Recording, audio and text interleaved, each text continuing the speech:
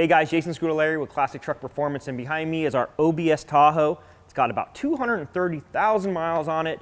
We have changed the engine and a few other things, but man, it is in dire need of some front suspension, bushings, ball joints, tie rod ends, basically everything up front that makes it ride and steer right. So I got a bunch of Duralast parts sitting out here on the table, and well, how easy was it to get? Well, you can either visit your local AutoZone or go to AutoZonePro.com, order them up, and they will deliver them straight to you. So let's go over some of the parts here, because we got our control arms, uppers and lowers that are already got ball joints and the bushings in them, which you can buy straight off the shelf. Or if you want to upgrade a little bit and use the Gold Series, you got these ball joints over here that you can press into your OE control arms. All the Duralast branded parts are as good as OE or even better. What are we going to use on our Tahoe? Well, you know what, we're going to go with the new upper and lower control arms. We got new bushings for the sway bar and end links, inner and outer tie rod ends, a pitman arm, an idler arm, and well, just about everything up front to get it to steer right. But to make it ride even better, we got some new shocks for front and rear. A few of the features of the Duralast Gold chassis parts are hardened studs, industrial strength induction, hardening adds up to 50% more fatigue durability. The larger ball adds more surface area to better distribute the suspension load and absorb chassis impact. Integrated bearings holds larger ball and helps eliminate failure points, and they also have Zerk fittings like your OE ball joints. Well, I've talked enough.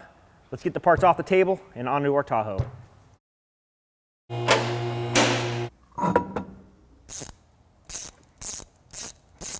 At this time, we're not going to do anything with the rotors and brakes. Everything seems to be operating pretty good, and we've got plenty of life on the brake pad, so we'll just focus on suspension and steering. So right now I'm just taking the nut off the top of the shock, and then I'll get the two bolts on the bottom and get that out of our way. There we go.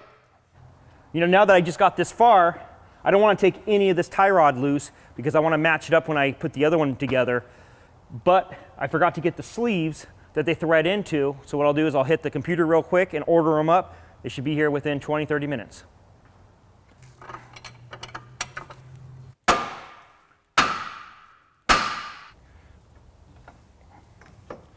All right. We've already got a lowering spring in this because we've done a 2-4 drop on it. So that's one of the reasons we're not changing out the coil, because it hasn't been in there terribly long, so it's definitely not worn out or anything. So we'll go ahead and we won't be under a ton of tension since it is a lowering spring, but still be careful.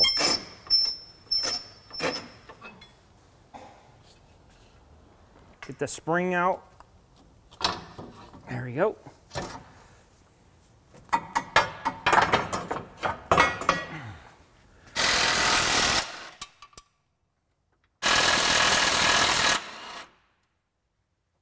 All right.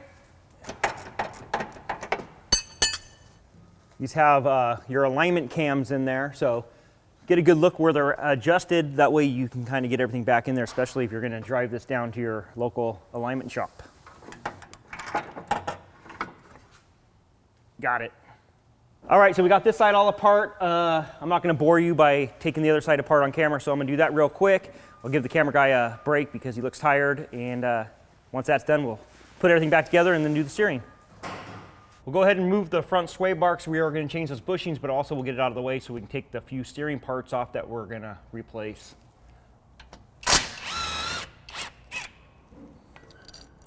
All right.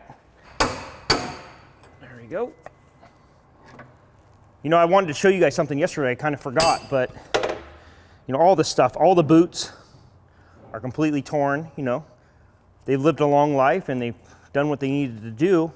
But here's something I really wanted to show you. Was on this upper. Not only is the boot gone, but I mean, it is loose, up and down's got play. And it's, yeah, I mean, it looks like there's grease in there, but it's just worn out. Nice. Okay, we'll go ahead and knock the pitman arm off of the center link here. Then we'll get the idler arm off. No problem. There we go. Okay, so we can get this one out now. We're just gonna replace this whole, we're gonna replace both parts. All right, so I went ahead and did the passenger side already. We'll go ahead and start with the lower control arm on the driver's side.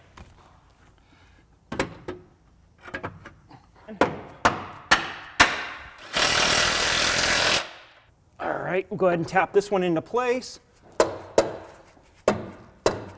This is where we want to remember where our cam bolts were, at least close to it, so we can get down the alignment shop without tearing up the tires.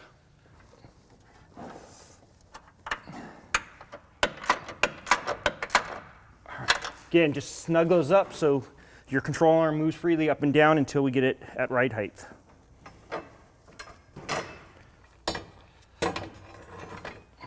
And there's a pocket up on top that's going to center the spring up there. So that's in. Go ahead and get that in the pocket like that. Right there. Then we'll go ahead and start jacking this up some. We'll go ahead and put the shock in. Even though we got a 2-inch drop coil up front, the stock shock will still work.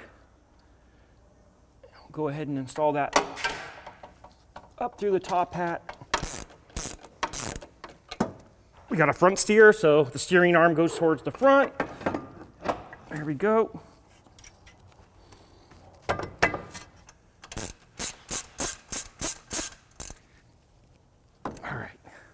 All right, go ahead and just tighten up the shock. All right. All I have now is to secure the ABS wire, and we'll have this portion of the install finished up, and then we'll move on to the steering. We'll go ahead and start assembling right here. I'm just gonna leave everything kind of loose until I get everything in the Tahoe. I made sure that this was straight when I pulled it out because it actually can go on 4 different directions. But at least I know where it's at, and not a bad idea to put a new lock washer on there. There we go. All right, got that one through. Put the washer and nut on there.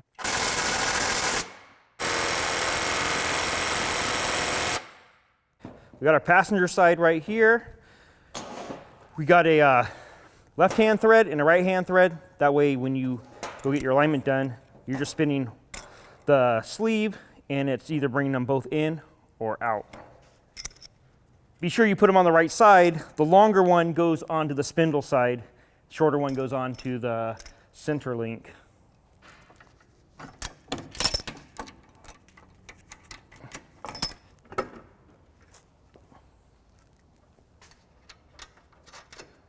All right, we got our new bushings going on. Also supplied with the bushings is the new bracket. All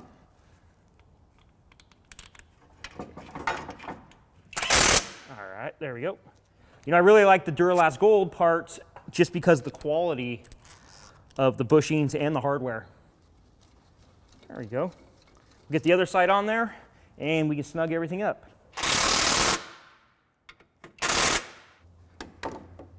There you go. Another good pump in there. All right.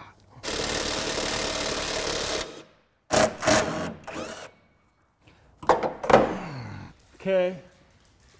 Put these up. So our Tahoe is a 4-2 drop. 2 in the front, 4 in the rear. Front shocks stock worked perfect. The rear ones were going to be too long, so I found another set of shocks at AutoZone Duralast branded that fit really good. Unless you have the extensions on here, if you could run stock shocks, but we don't have the extensions on here, so we went with a different shock that's a little shorter. All right, so you know, all the front suspension has been redone. Shocks all the way around. We got ourselves something that's going to be fun to drive around. All right, so the last thing I did was got it on the ground and tightened the upper and lower control arms. Now we're out for the first drive. One thing I did notice was how quiet all the suspension was going up and over the speed bumps in the parking lot. Now we're out on the main road and going around a few turns. Seems nice and stiff as it should be. It's, you know, like I said, it's definitely quiet, rides really smooth, and may even handle a little bit better now we got, you know, new shocks and sway bar bushings on there. So when you're ready for your parts, you can visit AutoZonePro.com, order them up and have them delivered, or walk into your local AutoZone. They'll have the parts for you. Till next time.